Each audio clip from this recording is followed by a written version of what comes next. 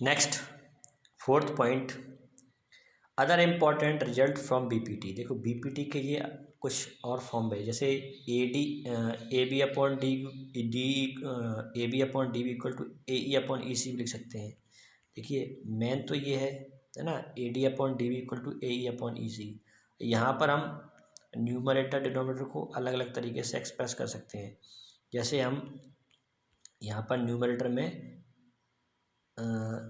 A D के place पर A B लिख लेते हैं, तो A B upon D B किया तो यहाँ पर आ जाएगा ए सी अपॉन ई सी, इस तरह से बन जाएगा कुछ। तो वहीं से बनाए हुए हैं ये अदर इम्पॉर्टेंट रिजल्ट हैं, उसी की कॉरोलरी हैं। या फिर आप डी बी को इस तरह से लिख सकते हैं, A B minus A D, ठीक है, डिफरेंस के फॉर्म में भी आप एक्सप्रेस कर सकते हैं। तो ये सारे जो लिखे हुए हैं ये बीपीटी की अदर फॉर्म है। नेक्स्ट आपकी mid point theorem. Mid point theorem आपने क्लास 9 में पढ़ी थी।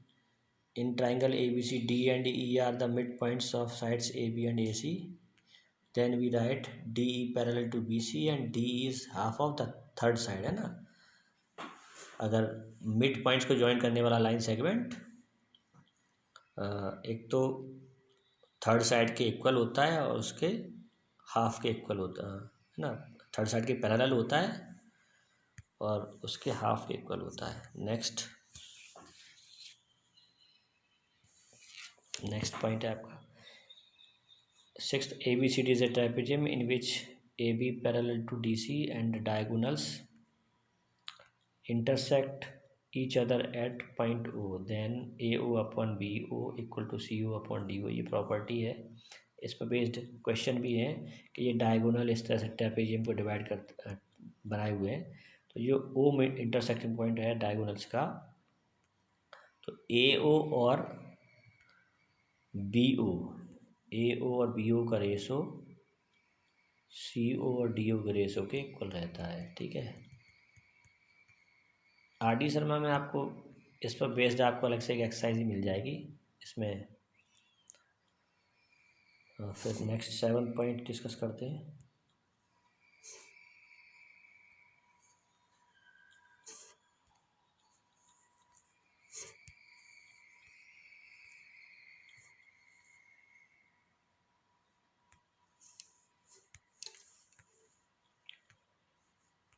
If triangle ABC similar to triangle PQR, then area of triangle ABC upon area of triangle PQR equal to, ये एक थ्योरम है ना, कि अगर दो ट्राइंगल्स आपके सिमिलर ट्राइंगल हैं तो सिमिलर ट्राइंगल्स के एरियाज़ का रेशो करस्पॉन्डिंग साइड्स के स्क्वायर्स के रेशो के इक्वल होता है ना।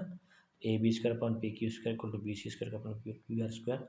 ये भी थ्योरम है, लेकिन ये थ्योरम का जो प्रूफ है वो डिलीट कर दिया है, केवल थ्योरम की इन्फॉर्मेशन देनी है। तो ये सिमिलर ट्राइंगल्स के एरियाज़ का रेशो उनकी जो करस्पॉन्डिंग साइड्स हैं उनके स्क्वायर्स के रेशो के इक्वल होता है, ठीक है। ये पॉइंट यहाँ बताया है।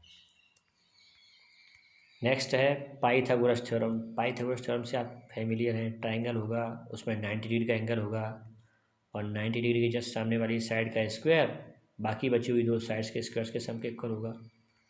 इसके कन्वर्स में क्या होगा, अगर इस तरह का रिलेशन कुछ बनता है, if a square of any side is equal to the sum of the squares of other two sides, then the angle opposite of the first side will be 90 degree. तो ये इस तरह का रहेगा। तो फ़र्क थोड़ा सा यहीं पर आ रहा है कि जब हम पाइथागोरस थ्योरम की बात करते हैं तो ये चीज़ से हमें ये चीज़ मिलती है ना, यानी 90 डिग्री का एंगल होगा तो हमें इस तरह का साइड्स में रिलेशन मिल जाएगा। अगर साइड्स में इस तरह सा साइड्स का रिलेशन इस तरह से है तो फिर जो यहाँ पर हमने जिस साइड का स्क्वायर लिखा है उस साइड के सामने वाला एंगल यानी कि ए सी के जस्ट सामने वाला एंगल बी 90 डिग्री का होगा। तो कन्वर्ज और किसी थ्योरम और उसके कन्वर्ज में फ़र्क ये होता है कि जब आप किसी थ्योरम की बात करें तो गिवन और टू प्रूव जब हम लिखते हैं ना, तो कन्वर्ज की जब बात होती है, कन्वर्ज में जो गिवन है वो टू प्रूव में आ जाता है और टू प्रूव गिवन में आ जाता है, ठीक है। तो ये कुछ पॉइंट्स थे इस चैप्टर से रिलेटेड, तो इन्हें आप नोट कर लें। फिर हम एक्सरसाइज स्टार्ट करेंगे। First exercise,